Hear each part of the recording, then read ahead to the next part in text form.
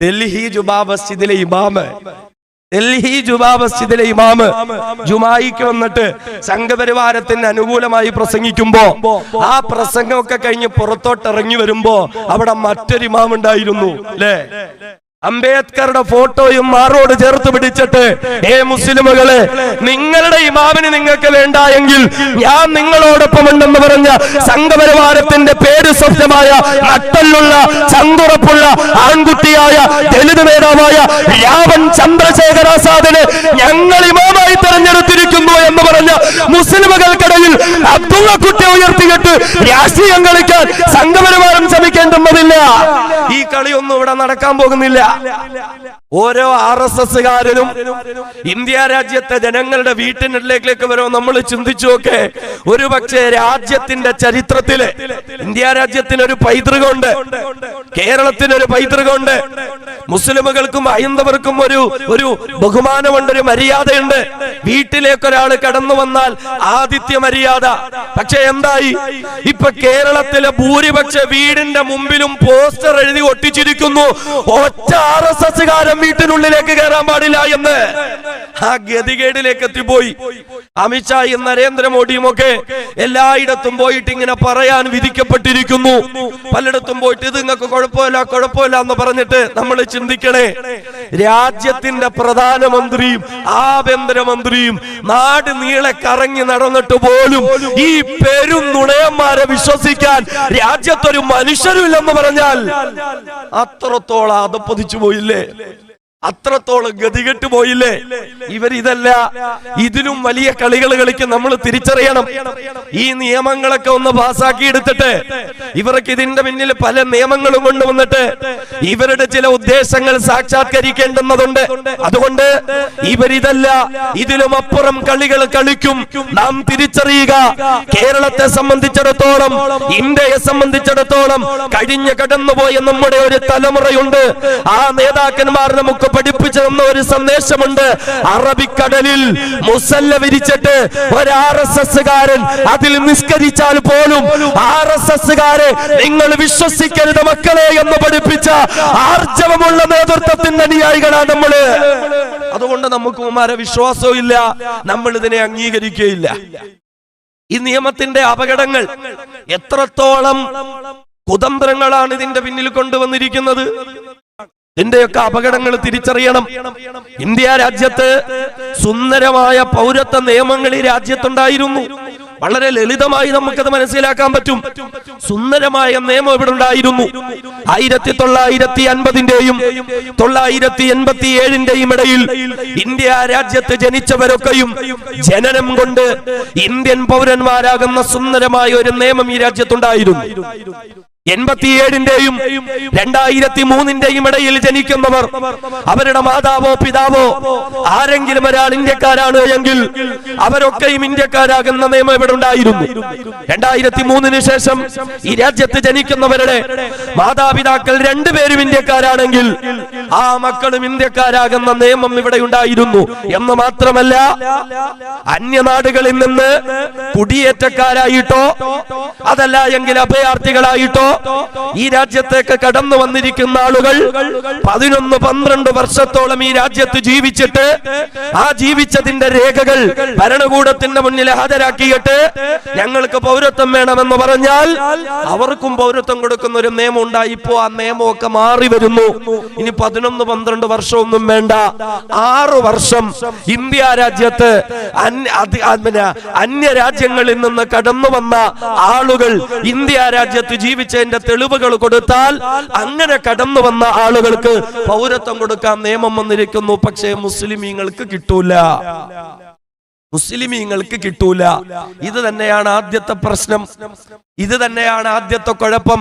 ഭരണഘടന കൃത്യമായി നമ്മളെ പഠിപ്പിക്കുന്ന ഇന്ത്യ രാജ്യത്തിന്റെ ഭരണഘടനയുടെ ആത്മാവ് എന്ന് പറയുന്നത് മതത്തിന്റെ പേരിൽ യാതൊരുവിധ വിവേചനവും ഇവിടെ നടത്താൻ പാടില്ല എന്നാണ്.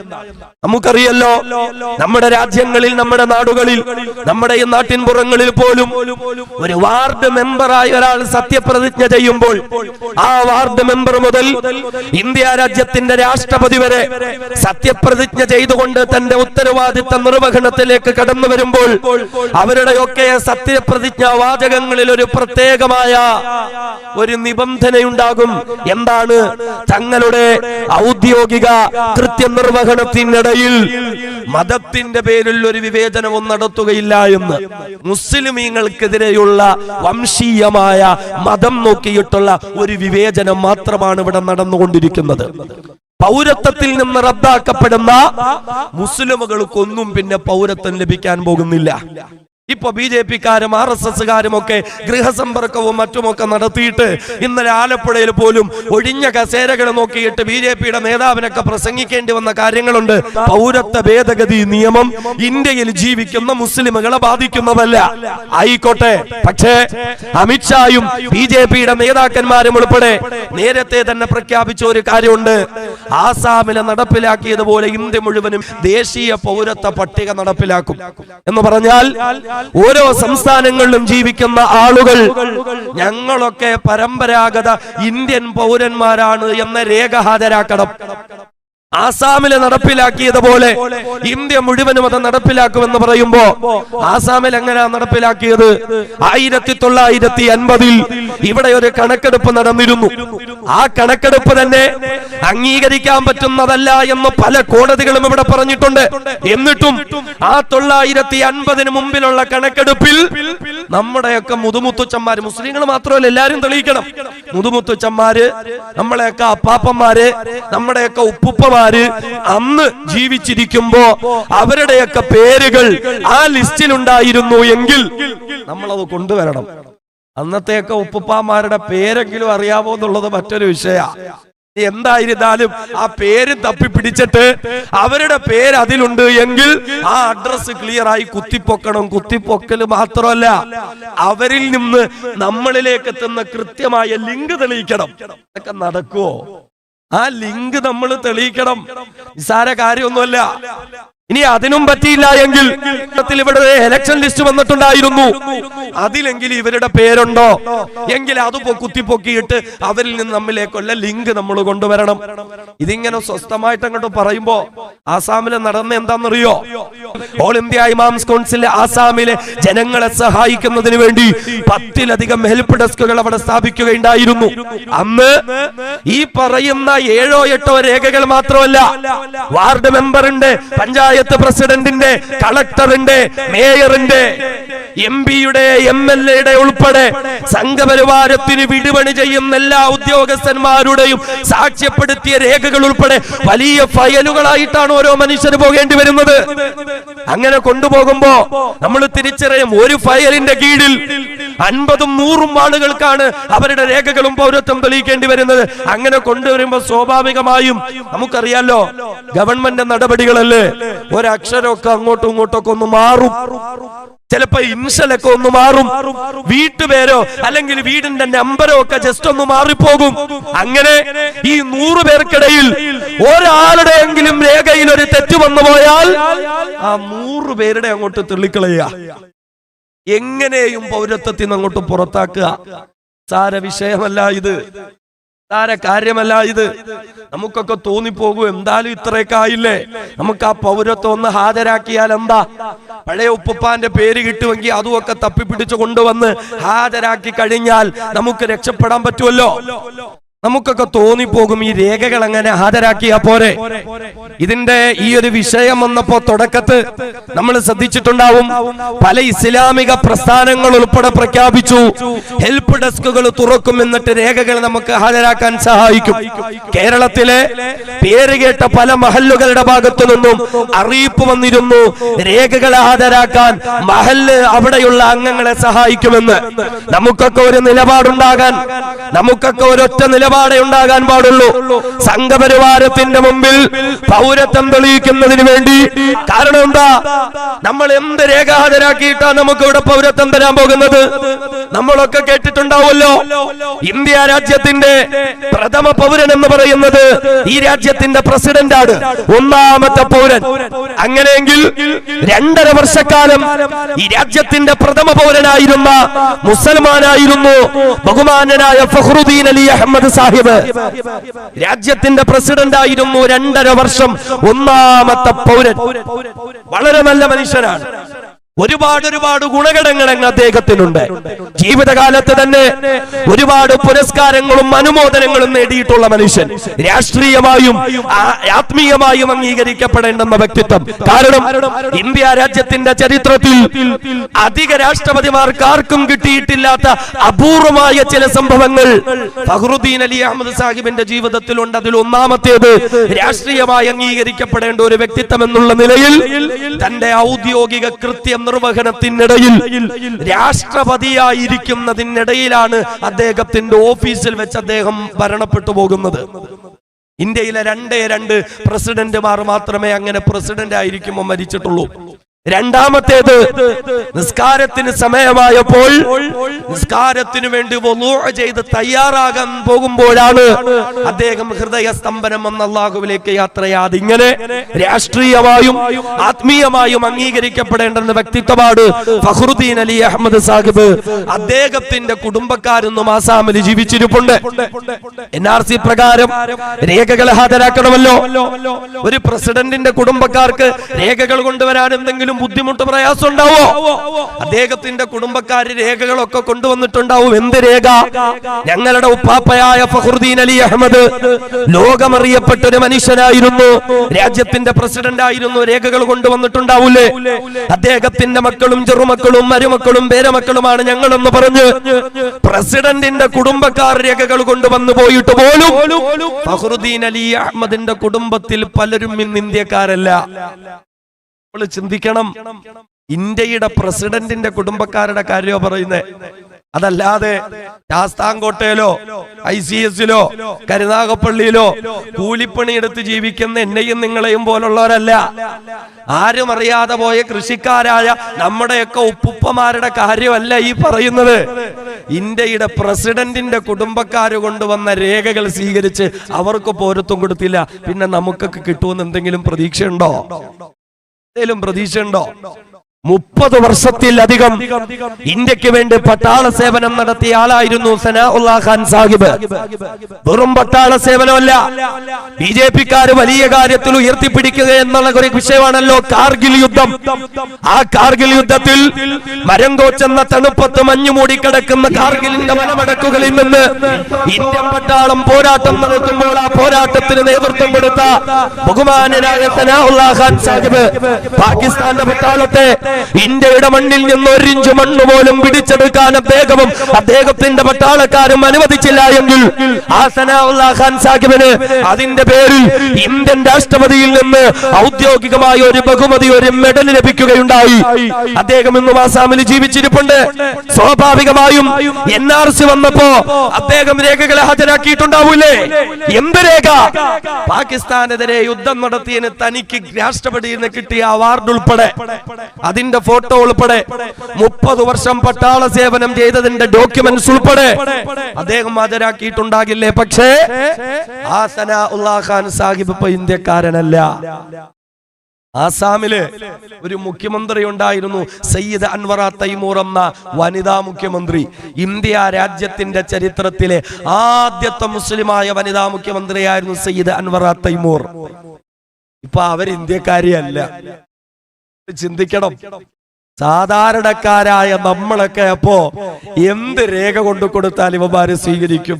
നമ്മളെ രേഖകളൊക്കെ നോക്കിയിട്ട് കക്ഷത്ത് വെച്ചിട്ട് പൗരത്വം തരാൻ വേണ്ടിയിട്ടാണ് അമിത്ഷായും നരേന്ദ്രമോദിയൊക്കെ കളിക്കുന്നെന്ന് വിചാരിച്ചോ? അങ്ങനെ രേഖകൾ ഹാജരാക്കി പൗരത്വത്തിൽ നിന്ന് പുറത്തുപോയാൽ അവിടെയാണ് CAA പ്രകാരം മുസ്ലിങ്ങളൊക്കെ പുറത്തോട്ട് തന്നെ, ബാക്കിയുള്ളവരൊക്കെ അകത്തോട്ട്. ഇന്ത്യയിലെ മുസ്ലിമുകൾ ആരുടെ മുമ്പിലാണോ പൗരത്വം കാണിക്കേണ്ടത്? വെള്ളക്കാരന്റെ ചെരുപ്പ് നക്കിയിട്ട് ഇവിടെ ജീവിക്കാൻ അനുവാദം നേടിയെടുത്ത RSSകാരന്റെ മുമ്പിലോ, വെള്ളക്കാരനും മാപ്പെഴുതി കൊടുത്ത ഗുരുജിമാരുടെ മക്കളുടെ മുമ്പിലോ, വെള്ളക്കാരുടെ അടിവസ്ത്രം കഴുകിയ നിങ്ങളുടെ മുമ്പിലോ? ഞങ്ങളുടെയൊക്കെ മുൻഗാമികൾ സ്വാതന്ത്ര്യ സമരത്തിന്റെ തീച്ചൂളയിൽ വെന്തുരുകുമ്പോൾ ബ്രിട്ടീഷ് രാജ്ഞിയുടെ അടിവസ്ത്രത്തിന് കീഴിൽ പാദസേവ ചെയ്തുകൊണ്ടിരുന്ന നിങ്ങളുടെ മുമ്പിൽ പൗരത്വം തെളിയിക്കാൻ ഞങ്ങൾക്ക് മനസ്സില്ലടോ? ഞങ്ങൾക്ക് മനസ്സില്ല. പൗരത്വം അറിയണോ നിനക്കൊക്കെ? സംഘപരിവാരകാരന് ഇന്ത്യയിലെ മുസ്ലിമിന്റെ പൗരത്വം അറിയണോ എങ്കിൽ ഞങ്ങൾ പറയുന്നു, ഞങ്ങൾക്ക് തെളിയിക്കാനുള്ളത് പൗരത്വമല്ല, ഞങ്ങൾ നിങ്ങളുടെ മുമ്പിൽ തെളിയിക്കാൻ പോകുന്നത് ഞങ്ങളുടെ പാരമ്പര്യമാണ്. പൗരത്വമല്ല, ഞങ്ങൾ തെളിയിക്കാൻ പോകുന്നത് പാരമ്പര്യമാണ്. നിനക്കൊക്കെ വേണമെങ്കിൽ വന്നുകൊള്ളുക, ഞങ്ങൾ ആരെന്നറിയണോ എങ്കിൽ കമൽ സി നജമൽ ഇപ്പൊ താമസിക്കുന്നു എന്ന് പറയുന്ന മലപ്പുറത്തിന്റെ ജില്ലയിലേക്ക് നിങ്ങൾ പോവുക. അവിടെ മമ്പുറം സയ്യിദ് അലവി തങ്ങൾ സ്വാതന്ത്ര്യ സമര പോരാട്ടത്തിന് അദ്ദേഹം നിർദ്ദേശങ്ങൾ കൊടുത്ത മമ്പുറത്തെ പള്ളിയുടെ അകത്തളങ്ങളിലേക്ക് പോയാൽ ഇന്നും വെള്ളക്കാർക്കെതിരെ ബഹുമാനനായ മമ്പുറം തങ്ങൾ അതിശക്തമായി അദ്ദേഹം പുറപ്പെടുവിച്ച ഫത്വകൾ ഇന്നും ആ പള്ളിയുടെ അകത്തളങ്ങളിൽ അലയടിക്കുന്നുണ്ട്. സംഘപരിവാരൻ അവിടെ ചെന്നിട്ട് നോക്ക് മുസ്ലിമുകളുടെ പാരമ്പര്യം എന്താണ് എന്ന്. നിങ്ങളുടെ പാരമ്പര്യം എന്താണെന്നറിയണോ? വിനീതൻ കാസിമി ബിരുദമെടുത്ത ഏഷ്യ വൻകരയിലെ ഏറ്റവും വലിയ ഒരു സ്ഥാപനമുണ്ട്, ദാറുൽ ദൈവം എന്നൊരു സ്ഥാപനം. ആ സ്ഥാപനത്തിന്റെ തൊട്ടടുത്ത് ഖൂനി മസ്ജിദ് എന്ന പേരുള്ള ഒരു പള്ളിയുണ്ട്. നിങ്ങൾ ആ പള്ളിയിലേക്ക് പോകണം, RSSകാരോട് പറയുകയാ. എന്നിട്ട് ആ പള്ളിക്കുള്ളിലേക്ക് കയറി ആ പള്ളിയിൽ പൂശിയിരിക്കുന്നതായ വെള്ള കുമ്മായമുണ്ട്. ആ കുമ്മായം പതിയെ ഇങ്ങനെ ചുരണ്ടി ഇളക്കിയാൽ അല്പസമയം കഴിയുമ്പോ ആ വെള്ള മാറി മാറി മാറി വന്നിട്ടൊരു ചുമന്ന നിറത്തിലേക്ക് നിങ്ങൾ എത്തും. ആ ചുമന്ന നിറത്തിന് രക്തത്തിന്റെ ഗന്ധമുണ്ടാകും. ആരുടെ രക്തമാണെന്നറിയുമോ? സ്വാതന്ത്ര്യ സമരത്തിന്റെ മാർഗത്തിൽ പോരാട്ടം നടത്തിയത് കൊണ്ട് നിസ്കാരം നടന്നുകൊണ്ടിരിക്കുമ്പോ നിസ്കരിച്ചുകൊണ്ടിരിക്കുന്ന മുസ്ലിം പണ്ഡിതന്മാരുടെ പിന്നിൽ വെള്ളപ്പട്ടികൾ അണിനിരന്നിട്ട് അവർ സുജൂദിൽ കിടക്കുമ്പോ അവരുടെ നേരെ തുരുതുര വെടിയുതിർത്തിട്ട് ആ ധീര പോരാളികളായ പണ്ഡിതന്മാരുടെ ശരീരത്തിൽ രക്തവും മാംസവുമൊക്കെ പള്ളിയുടെ 4 ചുവരുകളിലേക്കും ചിഹ്നിച്ചെറി. ആ രക്തം ഇവിടെ കട്ടപിടിച്ചിരിപ്പുണ്ടോ എങ്കിൽ ഈ പാരമ്പര്യമാണോ നിങ്ങളുടെ മുമ്പിൽ ഞങ്ങൾക്ക് തെളിയിക്കാനുള്ളത്?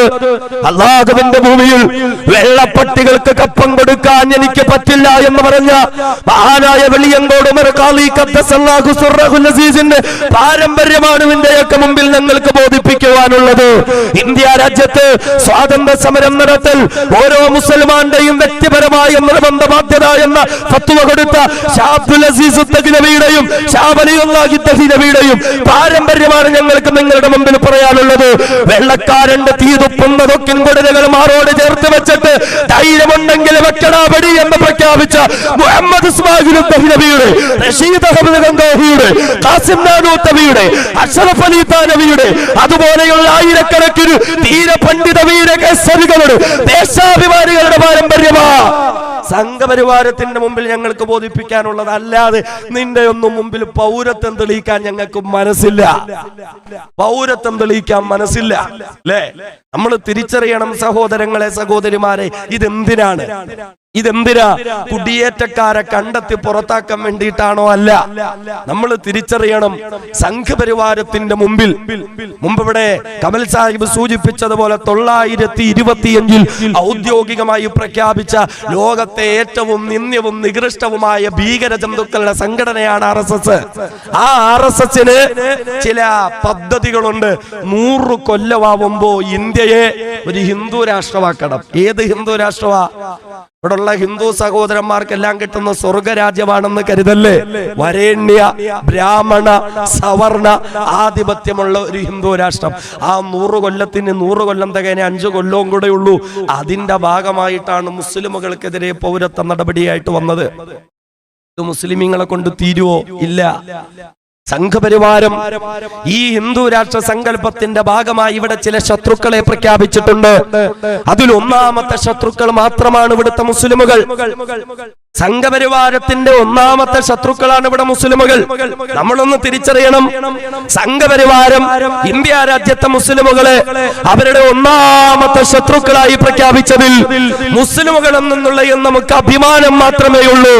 കാരണം സംഘപരിവാരം എന്ന ലോകം കണ്ട ഏറ്റവും നിന്ദ്യമായ, ഏറ്റവും നികൃഷ്ടമായ, ഏറ്റവും വൃത്തികെട്ട ഒരാശയവും ആദർശവും വെച്ച് പുലർത്തുന്ന ഈ RSSകാരും സംഘപരിവാരവും ഇന്ത്യ രാജ്യത്തെ മുസ്ലിമുകളെ അംഗീകരിച്ചു കഴിഞ്ഞാൽ പിന്നെ നമുക്കെന്തെങ്കിലും നിലയുണ്ടോ?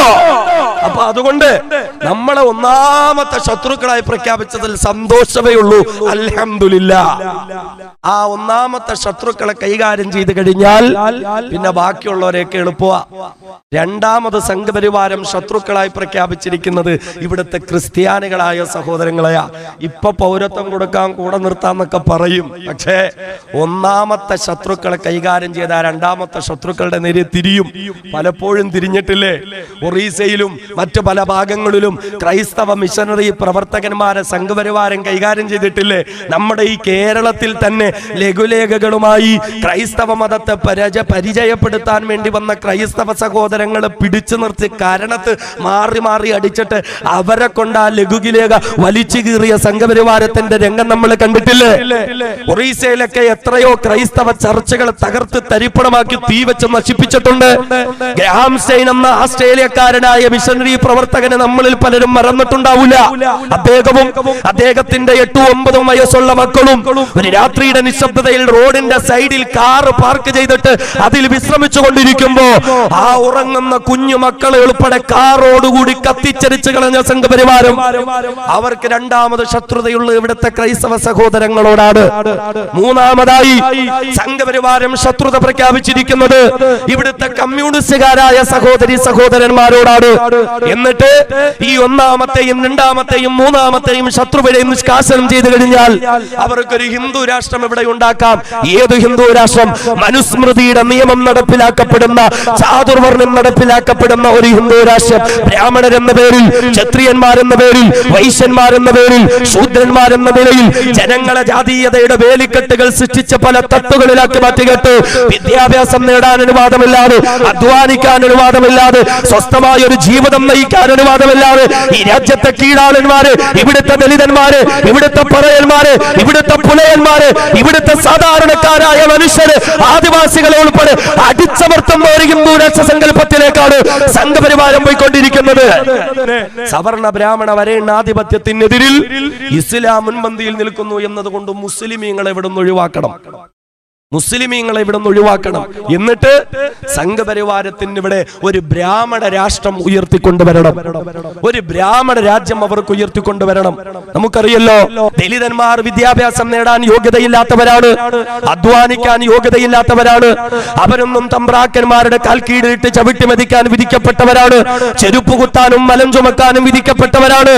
അതുകൊണ്ട് ദലിതന്മാർ ഉയർന്നു വരാൻ പാടില്ല എന്ന മനുസ്മൃതിയുടെ നിയമത്തിന്റെ പേരിൽ രോഗിത്വമില്ല എന്ന ഗവേഷണ വിദ്യാർത്ഥിയായ ചെറുപ്പക്കാരൻ പഠിച്ചൊരു ഗവേഷകനാകുമെന്ന് തിരിച്ചറിഞ്ഞപ്പോ സംഘപരിവാരത്തിന്റെ വർഗീയത തലയ്ക്ക് പിടിച്ച ഗുണ്ടകൾ ആ ചെറുപ്പക്കാരൻ താമസിച്ച കേന്ദ്രങ്ങളിലേക്ക് ചെന്നവനെ അടിച്ചു പുറത്തിറക്കി.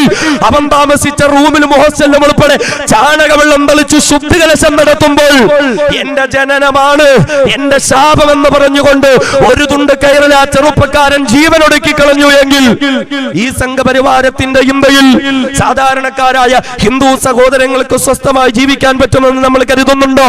ഗുജറാത്തിലും ഒറീസയിലും രാജസ്ഥാനിലും ഉത്തർപ്രദേശിലുമൊക്കെ ഇന്നെന്താണ് നടന്നുകൊണ്ടിരിക്കുന്നത്? നിസാരമായ കുറ്റങ്ങൾ ചാർത്തിക്കൊടുത്ത് ആരോപിച്ചിട്ട് ഹിന്ദു കുടുംബത്തിലെ താഴ്ന്നവരായ അമ്മപെങ്ങന്മാരെ പരിപൂർണ നഗ്നരാക്കി അവരുടെ മാനം പിച്ചി ചിന്തിയിട്ട് പരസ്യ വിചാരണയ്ക്ക് വിധേയരാക്കുന്ന സംഘപരിവാരത്തിന്റെ ഹിന്ദു രാഷ്ട്രത്തിൽ സാധാരണക്കാരായ ഹൈന്ദവ സഹോദരങ്ങൾക്ക് സമാധാനത്തോടുകൂടി കഴിയാൻ പറ്റുമെന്ന് നമ്മൾ ഓരോരുത്തരും കരുതുന്നുണ്ടോ? ഇന്ന് നമുക്ക് ഉലയും ഹരിയാനയൊന്നും നമ്മൾ മറന്നിട്ടില്ലല്ലോ. തെരുവോരങ്ങളിൽ ചത്തുപോയിട്ട് പുഴുവെടുത്ത് ചീഞ്ഞു മാറുന്ന പശു, ആ പശുവിന്റെ ശരീരത്തിലെ തോലുരിച്ചെടുത്തിട്ട് അത് കടകമ്പോളങ്ങളിൽ കൊണ്ടുപോയി കച്ചവടം ചെയ്താൽ 300-400 രൂപ കിട്ടുമ്പോൾ കുറച്ച് ദിവസത്തേക്ക് തങ്ങളുടെ കുടുംബത്തിന്റെ പട്ടിണി മാറുമല്ലോ എന്ന് കരുതുന്ന അവിടുത്തെ ദലിതുകളായ സഹോദരന്മാർ ചീഞ്ഞു മാറുന്ന പശുവിന്റെ തോലുരിച്ചെടുത്ത് കമ്പോളത്തിൽ കച്ചവടം ചെയ്തതിന്റെ പേരിൽ ആ ദലിതുകളായ സഹോദരന്മാരെ പട്ടാപ്പകല് പൊരുവയിലെത്ത് പോസ്റ്റിൽ കെട്ടിയിട്ട് പേപ്പട്ടികളെ പോലെ തല്ലിച്ചതച്ച സംഘപരിവാരത്തിന്റെ ഹിന്ദു രാഷ്ട്രത്തിൽ ഇവിടുത്തെ ദലിതുകൾക്ക് സമാധാനത്തോടുകൂടെ ജീവിക്കാൻ പറ്റുമെന്ന് വിചാരിക്കുന്നുണ്ടോ? ഇന്ത്യ മുഴുവനും കക്കൂസ് പണിയാൻ വേണ്ടി നടക്കുക പ്രധാനമന്ത്രി. എന്നാൽ തന്റെ വീട്ടിൽ പ്രാഥമിക ആവശ്യങ്ങൾ നിർവഹിക്കാൻ ഒരു ശൗചാലയമില്ലാത്തതിന്റെ പേരിൽ തൊട്ടടുത്ത് ഒരു ഒഴിഞ്ഞ ഉപയോഗശൂന്യമായ പറമ്പിലേക്ക് 10ഉം 11-യും വയസ്സുള്ള 2 കുഞ്ഞുങ്ങൾ പോയി അവരുടെ ആവശ്യം നിർവഹിച്ചു. എന്നാൽ കീഴാളന്മാരായ നിങ്ങൾ മേലാളന്മാരുടെ പറമ്പിൽ വന്ന മലമൂത്ര വിസർജനം നടത്തിയോന്ന് ചോദിച്ചിട്ട് ആ കുഞ്ഞുങ്ങളെ തല്ലിക്കൊന്നിട്ട് ആ കുഞ്ഞുങ്ങളുടെ തുണിയിൽ പൊതിഞ്ഞ മൃതശരീരമല്ലേ പിറ്റേ ദിവസം നമ്മൾ കണ്ടത്? എന്തിനാ 1.5 വയസ്സുള്ള ഒരു കുഞ്ഞിനെ പോലും വെറുതെ വിട്ടോ? വീട്ടിലല്ലേ 1.5 വയസ്സുള്ള കുഞ്ഞ്. ആ കുഞ്ഞുങ്ങൾക്ക് എന്തറിയാം? കിടക്കുന്ന കിടക്കയിൽ മൂത്രമൊഴിക്കും, നമ്മുടെ മുഖത്ത് മൂത്രമൊഴിക്കും, ചിലപ്പോ ഭക്ഷണത്തിന് മൂത്രമൊഴിക്കും. 1.5 വയസ്സൊരു കുഞ്ഞ് ഇതുപോലൊരു വഴിയിൽ മൂത്രമൊഴിച്ചപ്പോ ദലിത് കുടുംബത്തിൽപ്പെട്ട നീ വഴിയിൽ മൂത്രമൊഴിച്ചോ എന്ന് വെച്ച് ഒന്നും അറിയാത്ത 1.5 വയസ്സുള്ള കുഞ്ഞിനെ കശാപ്പ് ചെയ്ത സംഘപരിവാരം ഇവരുടെ ഹിന്ദു രാഷ്ട്രത്തിൽ എങ്ങനെയാ സഹോദരങ്ങളെ, ഹൈന്ദവ സഹോദരങ്ങൾക്ക് സ്വസ്ഥമായി ജീവിക്കാൻ പറ്റുന്നത്? കൊണ്ട് തിരിച്ചറിയണം, ഇത് മുസ്ലിമുകളുടെ പ്രശ്നമല്ല, ഇതൊരു ആലങ്കാരിക പദപ്രയോഗമൊന്നുമല്ല. ഹിന്ദുക്കളെയും ക്രിസ്ത്യാനികളെയൊക്കെ ഞങ്ങളുടെ കൂടെ കിട്ടാൻ വേണ്ടിയിട്ട് പറയുന്നൊന്നുമല്ല, മറിച്ച് ഇത് രാജ്യത്തിന്റെ പ്രശ്നമാണ്. ഇതിനെ കൃത്യമായി തിരിച്ചറിഞ്ഞ് നാം തടഞ്ഞില്ല എങ്കിൽ വലിയ അപകടത്തിലേക്ക് നമ്മുടെ രാജ്യമെത്തും. അതിനു വേണ്ടിയിട്ടുള്ള കളികളാ സംഘപരിവാരം കളിക്കുന്നത്.